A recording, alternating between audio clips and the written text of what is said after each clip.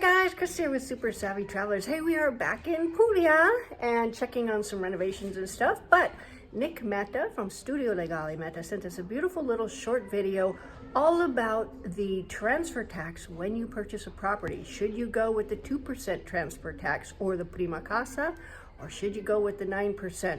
He's going to give you some really good advice. Check it out. Hi Chris, hello from Abu Dhabi. So sometimes when people are buying an Italian home with the idea to potentially move to Italy, they wonder if they should apply for the lower 2% transfer tax rate instead of the 9% regular tax rate.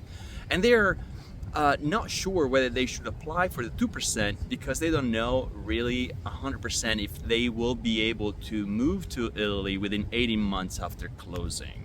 So what I usually recommend is just apply for it, and if you cannot make it before the 18-month term, you just file a letter with the Italian tax authorities, renounce your 2% tax incentive, and they will send you a bill for the difference, 7%, without penalties. So if you don't apply for the 2% at closing, you will lose that opportunity. You cannot retroactively take it later after closing. So definitely go for it, and then if plans change, you can always file a letter, as I said, and they will send you the bill. So before the 18-month term, you can settle that balance.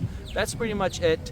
There's more information about this topic on our website, on my firm's website. So there's flexibility. And that's all for now. See you next time. Bye.